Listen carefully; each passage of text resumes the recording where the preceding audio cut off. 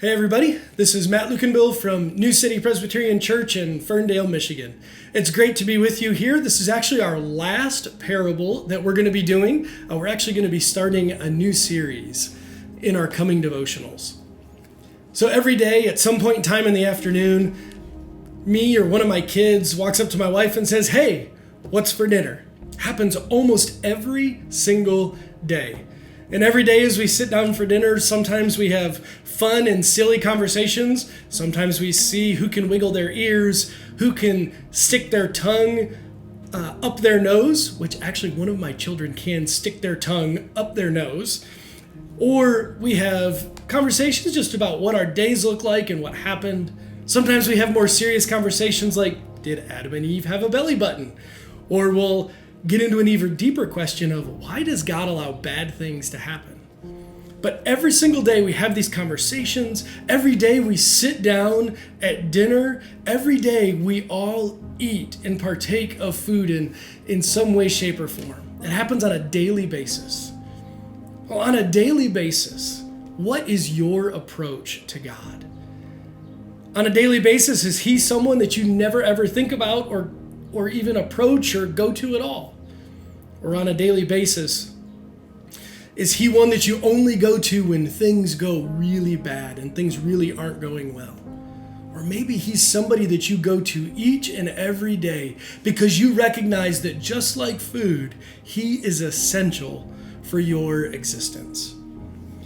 Well, in our parable today, we take a look at that question of what is our approach to God supposed to be on a daily basis. In our parable, there's a man who has a friend come to his house really, really late at night.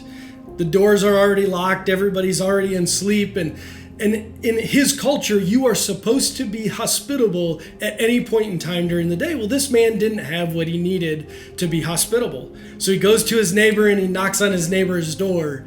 And the passage actually talks about the fact that the neighbor helps him out, not because of any sort of generosity or anything like that, but just simply out of obligation, just to save face, because that's what you were supposed to do. And then after Jesus talks about that, we get these verses from Luke chapter 11. "And I tell you, ask, and it will be given to you. Seek, and you will find. Knock, and it will be opened to you. For everyone who asks receives, and the one who seeks finds, and to the one who knocks it will be opened." And then Jesus ends the parable by saying, if you who are evil, if you who are sinful, know how to give your children good gifts, for example, rather when they ask for a fish, you don't give them a snake. When they ask for an egg, you don't give them a scorpion. You know how to give good gifts. Well, your Father in heaven, who is gracious and merciful and loving and gave Jesus so that we could have life and that we could be healed in relationship with Him, He is the one who gives great gifts. He knows exactly what we need. So what does our response need to be? But to simply ask. Ask Him for whatever we desire or long for. He might not give us exactly what we ask for, but He will give us exactly what we need. He will give us good gifts. And then He says, seek Him.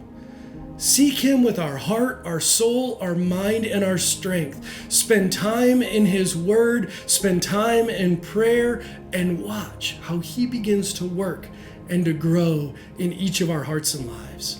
And finally, the parable calls us to knock. Knock on the door.